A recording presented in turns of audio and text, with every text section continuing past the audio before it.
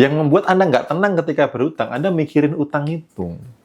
Anda upayanya lemah, Anda nggak nambah income masuk, Anda terlalu logik gitu, maka nggak tenang gitu. Ya. Jadi ketenangan itu sebenarnya, nah kalau teman-teman besok ikut meditasi saya ajarkan ya, ketenangan itu ketika Anda mampu menghentikan pikiran.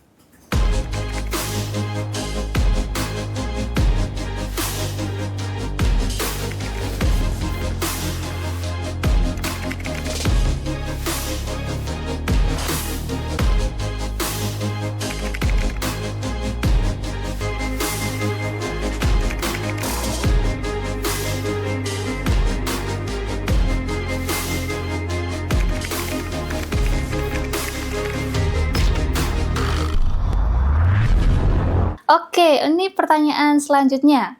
Contoh kita berharap target akan dapat pemasukan sekian miliar, tapi bisa dirasa seperti di hati kecil. Bilang sepertinya ketinggian nih.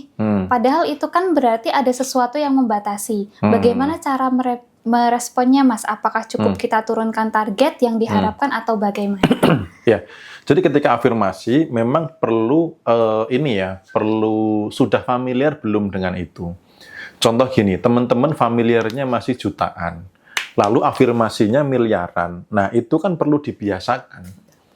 Dibiasakan untuk self-talk, dibiasakan untuk afirmasi, supaya bawah sadar ini familiar dengan angka miliaran. Gitu, familiar dengan angka miliaran.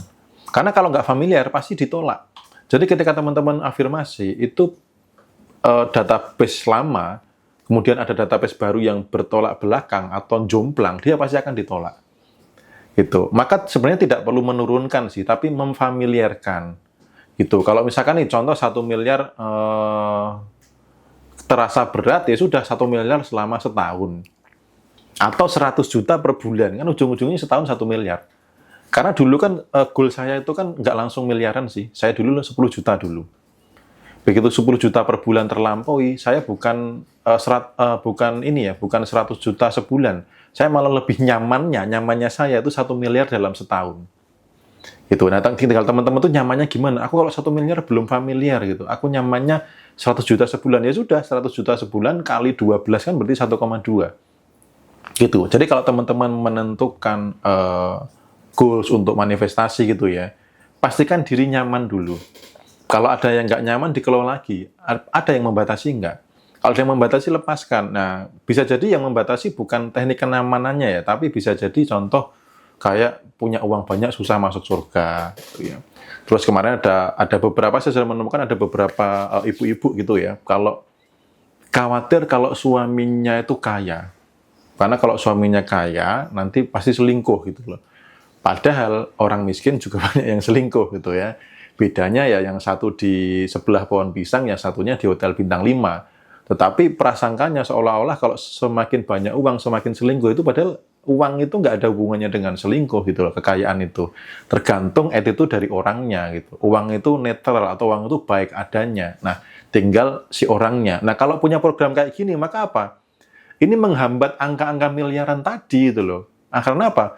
Manifestasinya pengen kaya, tapi bawah sadarnya nggak pengen kaya. Takut, cemas, khawatir, apalagi kalau susah masuk surga, dan lain sebagainya. Ya, jadi digali sendiri, karena teman-teman pasti lebih tahu tentang dirinya sendiri. Jangan sampai nanti bergantung orang lain. Saya begini kenapa? Nah, itu teman-teman kewaspadaan pertama. Ketika Anda kenapa sudah tanya orang lain, berarti Anda nggak mengenali diri Anda. Gitu. Oke. Nah, bagaimana cara melepas diri agar diri ini tuh nggak membatasi segi finansial itu, Om? Nggak cepat puas sama hasil. Misalnya kita udah dapat 1 M nih, nah kita nggak cepat puas nih sama 1 M itu. Yang pertama, pastikan kasih angka minimal ketika manifestasi gitu ya. Yang pertama tuh. Yang kedua, tetap syukur tuh tetap ada. Yang ketiga, yang membuat awet dan tetap stabil semangat itu punya goals yang menggairahkan. Terutama goals kebermanfaatan ya. Karena saya ketemu dengan orang yang finansialnya sudah baik, tapi hidupnya rasanya kosong karena apa? Dia nggak menemukan kebahagiaan ketika bermanfaat bagi orang lain gitu loh. Jadi, hanya untuk memenuhi ego, itu rasanya kayak dia hanya menuruti hawa nafsu dan kepuasan semu gitu loh. Kepuasannya itu semu gitu loh. Nggak, Beda dengan ketika ngasih orang 1 juta, lalu habis itu mendoakan dengan semangat sambil meneteskan air mata, itu bahagianya itu nggak semu, itu nggak bisa digantikan dengan angka yang 1 juta tadi gitu loh. Jadi perlu ada goals-goals yang ke arah kebermanfaatan gitu. Oke, nah teman-teman kita akan bacakan 2 pertanyaan terakhir. Setelah itu kita akan bahas tema hutang nih ya. Nah teman-teman wajib menyiapkan pertanyaan nih untuk tema 1 ini ya. Nanti pertanyaan terbaik akan Mei bacakan dan Mei tanyakan langsung ke Pak Bimo. Oke, untuk pertanyaan 2 terakhir. Ketika saya bagikan uang, tidak butuh lama saya dapat rezeki melebihi. Apakah itu termasuk saya berada di vibrasi yang berkelimpahan? Ya, karena ketika memberikan merasa berlimpah, maka biasanya dapatnya lebih banyak. Gitu. Oke, nah ini 1 pertanyaan terakhir.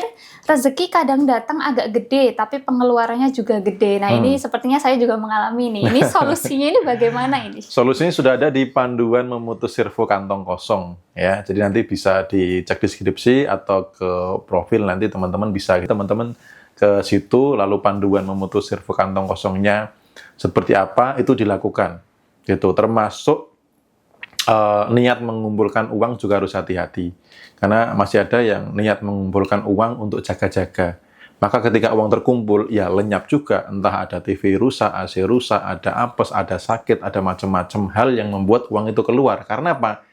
Niatnya mengumpulkan uang untuk jaga-jaga gitu.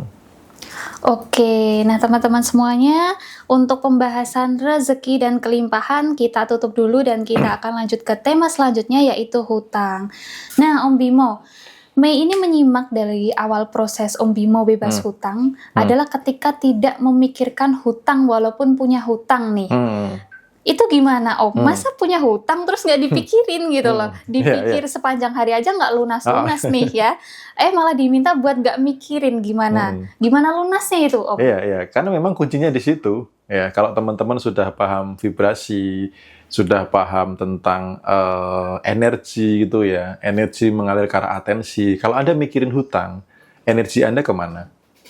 Ke hutang kan? Yang Anda tarik apa? Ya hutang lagi. Maka dulu waktu saya kerja, pertama kali saya dapat nasihat dari guru saya, bisa nggak sebelum tanggal tua, nggak memikirkan harus hutang ke siapa lagi. Karena dulu begitu, belum sampai tanggal tua lah ya, belum sampai tanggal 10 itu sudah mikir gitu loh. Ini harus ngutang ke siapa lagi. Gitu. Padahal seharusnya cukup, tapi karena ya dulu mungkin salah kelola finansial lah, atau mungkin karena dulu masih gengsi dan sebagainya, akhirnya pola pengelolaan keuangannya nggak baik, sehingga kepikiran harus ngutang kemana lagi. Nah, guru saya bilang, kalau kamu masih mikir harus ngutang kemana lagi, maka kamu akan terus berhutang gitu. Nah, berarti kalau kita mikirin hutang, sebenarnya kita sedang menarik hutang. Maka ketika supaya bebas hutang, yang saya putuskan adalah stop mikirin hutang gitu. Oke. Nah, kalau misalnya contohnya gini Om. Nah, aku kan punya tabungan 5 juta nih. Terus bulan ini kayaknya nggak cukup deh. Aku pinjam dulu nih tabunganku 1 juta. Nah, itu kepikiran terus, itu nanti bakal mempengaruhi juga Om. Kalau misalnya aku punya hutang nih ke diri sendiri. Nah, itu gimana? Sebenarnya kalau ke diri sendiri jangan dikatakan sebagai hutang. Gitu ya. Jadi bisa jadi misalkan gini, aku menggeser sementara dari rekening ini ke rekening ini. Kalau diri sih saya sarankan punya beberapa rekening ya, gitu. Jadi teman-teman misalkan ini untuk rekening untuk dana uang yang selalu bertambah. Gitu lah. Ini yang untuk operasional gitu. Jadi dibedakan. Nah, saya karena ada hal khusus yang harus terjadi, artinya harus ada pengeluaran, maka saya geser yang untuk mengumpulkan, saya geser ke operasional gitu. Nanti saya kembalikan lagi, itu nggak apa-apa gitu. Jadi kalau ke diri bukan berhutang sih, bisa pakai bahasa dengan menggeser aja gitu ke rekening operasional gitu. Oke. Nah, ini ada pertanyaan dari teman-temannya di YT, dari Mas Ponix. Mas, saya terjerat hutang riba dari hutang 5 juta berbunga jadi 15 juta. Secara logika saya sudah tidak bisa berbuat apa-apa, Mas. Karena sudah tidak ada aset yang bisa dijual. Sedangkan pendapatan saya hanya cukup untuk makan sekeluarga. Apa yang harus saya lakukan, Mas? Karena semakin berpikir solusi semakin buntu dan semakin pusing. Ya, itu sebenarnya momen yang tepat untuk Anda melibatkannya. Gitu. Jangankan 5 juta jadi 15 juta ya. Kemarin yang private ke saya itu 40M, teman-teman. Hutangnya 40M. Gitu. Dan sudah nggak tahu harus bagaimana. Pak, ini momen yang bagus. Ketika logika tidak bisa menyelesaikan, saatnya Tuhan turun tangan. Saatnya Anda melibatkan kuasanya. Jadi teman-teman itu kalau ada sesuatu tuh jangan dipikir sendiri. Jangan sombong di hadapannya gitu loh. Ya Allah ya Tuhan, saya punya hutang. Jangan ikut campur ya, ini urusanku. Ini aku yang menyebabkan hutang. Tidak begitu gitu loh. Ya, karena perjalanan saya bebas hutang itu ketika saya mulai melibatkannya, saya mengikuti petunjuknya untuk bebas hutang gitu loh. Ya, justru ketika saya sudah nggak mampu, ya Allah ya Tuhan, saya sudah nggak mampu, ini seorang Bimo nggak mampu, please tolong, segeralah turun tangan gitu loh. Karena kalau kita masih menggenggam erat sebuah masalah, kita ini artinya nggak mengizinkan Tuhan turun tangan gitu loh. Kalau kita nggak angkat tangan, Tuhan nggak akan turun tangan gitu loh. Nah, maka ketika secara logika sudah nggak mampu, saatnya Anda berserah, mohon pertolongan ke yang maha bisa segalanya. Selama Anda masih egois, babak belur. Ya, babak belur. Karena saya nggak bisa mengajarkan sebuah teknik yang tanpa melibatkannya. Kalau mau pengen teknik yang tanpa melibatkannya, mungkin di tempat lain ada lah gitu. Tapi kalau saya nggak bisa. Bahkan orang yang private ke saya pun tanya, semua orang yang pernah private ke saya. Gitu ya. Tidak pernah saya memberikan solusi yang tidak melibatkannya. Itu sebagai standar private saya. Karena ketika saya sendiri saat itu sedang tidak mampu secara logika, secara tenaga, pikiran, justru pertolongannya hadir. Itu. Maka teman-teman pernah nggak menyadari bahwa ketika sudah mepet garis akhir, ada mujizat, ada pertolongan, ada keajaiban. Kenapa? Karena ketika Anda sudah mepet, Anda nyerah, Anda berserah. Weslah, aku nggak mampu lagi. Padahal Tuhan itu menunggu momen itu. Ketika Anda angkat tangan, Dia mau turun tangan. Kalau Anda masih sombong, nggak butuh campur tangannya, ya akan dilihat aja seberapa kuat sih kamu tanpa aku gitu ya. Akunya maksudnya gitu ya. Ya jadi bangunlah rasa itu. Gitu. Ketika Anda punya masalah yang secara logik tidak bisa diselesaikan, saatnya angkat tangan gitu. Oke, jadi selalu libatkan Tuhan ya, Om Bimo. Oke, dari Kak Suminah nih. Om Bimo, saya belum punya uang, tapi punya niat ngelunasin tanggungan. Itu gimana, Om? Jadi belum punya uang, tapi sudah punya niat nih untuk melunasi tanggungan. Iya, jadi niatnya jangan ngelunasin tanggungan. Niatnya punya uang. Oke. Karena kalau nggak punya uang, niatnya ngelunasin tanggungan gimana gitu kan. Jadi niatnya punya uang dulu gitu loh. Makanya ketika saya punya hutang, niatnya bukan ngelunasin hutang. Niatnya menarik income yang jauh lebih besar dari hutang gitu loh. Niatnya mengadakan si uang ini dulu gitu ya, jangan kebalik-balik gitu. Oke, jadi jangan kebalik-balik ya teman-teman. Oke, dari Kak Susilawati ini, kalau nggak punya hutang, hidup akan tenang. Bagaimana dengan kita yang sedang terlilit hutang? Ya, ini kan tadi ada hubungannya dengan memikirkan hutang dan tidak memikirkan hutang ya, Om. Betul. Padahal ada juga orang yang banyak hutang bisa tenang-tenang aja tuh. Contoh nih, Anda pernah nggak minjemin orang, ya, dia berhutang kepada Anda, dia shopping-shopping aja, dia flexing-flexing aja tuh gitu ya. Artinya ketenangan tidak diukur dari utang kok gitu loh. Yang membuat Anda nggak tenang ketika berhutang, Anda mikirin utang itu. Anda upayanya lemah, Anda nggak nambah income masuk, Anda terlalu logik gitu, maka nggak tenang gitu loh. Ya. Jadi ketenangan itu sebenarnya, nah kalau teman-teman besok ikut meditasi saya ajarkan ya, ketenangan itu ketika Anda mampu menghentikan pikiran. Ketika pikiran terhenti, maka yang terjadi keheningan. Ketika keheningan dijaga, terjadilah ketenangan. Ketika ketenangan dijaga, maka akan muncul kedamaian. Kedamaian itu tidak terikat dengan apapun. Coba kalau misalkan nggak terikat dengan apapun, damai kan? Yang membuat nggak damai karena terikat. Ya, kalau mungkin orang di luar sana misalkan terikat dengan hutang, terikat dengan mantan misalkan, terikat dengan target, terikat dengan, jadi tidak kedamaian, tidak ada itu karena keterikatan karena pikiran. Ketika pikiran bisa dihentikan, Anda bisa tenang kok. Tenang punya hutang bukan berarti hutangnya boleh nambah, bukan berarti nggak dibayar. Ya, ngono ning yo aja ngono gitu ya. Tapi modal menyelesaikan hutang adalah ketenangan dulu. Karena kalau cemas, khawatir, takut itu adalah vibrasi kekurangan yang akan menarik kekurangan. Gitu. Jadi kalau mau narik kelimpahan, jangan menggunakan energi-energi kekurangan. nggak ketemu rumusnya itu. Jadi kalau mau bebas hutang, masuk dulu ke kelimpahan, tenang dan damai itu gitu. Oke, nah teman-teman kuncinya adalah tenang dan damai. Nah, besok ini Pak Bimo akan kasih tips ya gimana bisa mencapai vibrasi itu.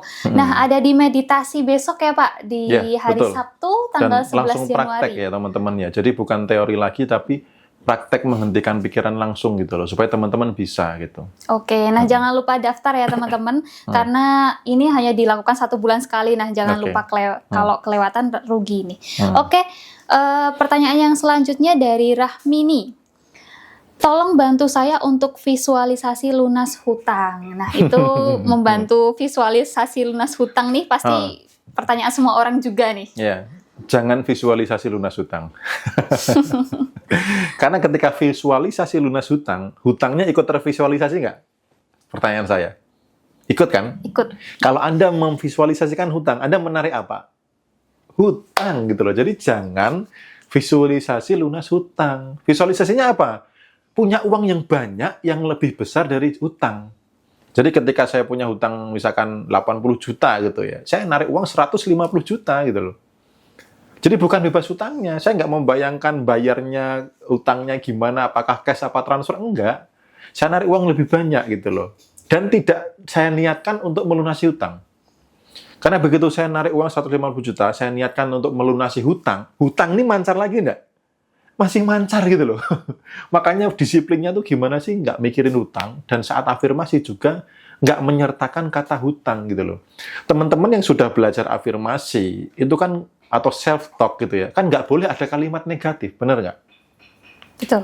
Ya, saya pengen saya nggak cemas, yang ada malah cemas gitu loh. Ya, yang ada malah cemas. Saya pengennya bebas hutang, tapi ada kata hutang gitu loh. Jadi Anda menarik hutang. Jadi kira-kira teman-teman bisa nggak nih memahami benang merahnya ya, supaya kata-kata hutang tuh nggak ada lagi di pikiran, nggak ada lagi di afirmasi, nggak ada lagi di doa gitu loh. Tetapi jumlah uang yang jauh lebih besar dari hutang, itulah yang Anda doakan, yang Anda afirmasikan gitu. Oke, nah ini ada pertanyaan selanjutnya dari Ibu Lia. Mas, boleh nggak kita bohong? Kalau ada yang pinjem uang, kita bilang nggak punya. Soalnya sering minjem-minjem terus, tapi hati aku bilang uangku banyak. Mulut sama hati berbeda, tidak selaras. Nah itu gimana Mas? Kadang kan ada temen yang 100 dulu dong gitu. Nah itu gimana kalau kita bohong untuk nggak punya uang nih aku gitu? Kalau saya tidak berani, karena kalau diaminkan malaikat bahaya ya. Jadi gini loh, kemarin saya juga ada yang private itu, orang yang terlalu mudah minjemin orang. Saya melatih dia untuk hanya mengatakan satu kata, tidak, tanpa alasan. Jadi misalkan gini, pinjam uangnya dong ini. Oh sorry ya, tidak. Lah kenapa? Ya tidak gitu loh. Jika usah beralasan setelah kita pakai ini itu duitku sedang sedikit, enggak, tidak, cukup tidak aja. Itu tidak, itu ketegasan. Tapi kalau Anda beralasan, lah kita buat bayar sekolah anak, begitu setelah selesai sekolah, anak udah selesai kan dibayar sekolahnya, udah pinjem dong 200 gitu loh. Jadi si pengutang itu sudah sangat cerdas gitu loh. Dia itu kayak sales marketing yang handal, karena saya pernah di posisi penghutang gitu loh. Jadi orang alasan apapun akan saya kejar. Begitu orang mengatakan tidak, udah kelimbungan saya. Kenapa enggak? Ya kalau tidak, tidak. Sorry bro, saya tidak mau pinjemin gitu loh. Ya, gitu. Oke, gitu ya teman-teman. Jadi nggak boleh bilang nggak punya uang. Nanti kalau malaikat lewat diaminin, iya, aduh selesai ya. kan gitu.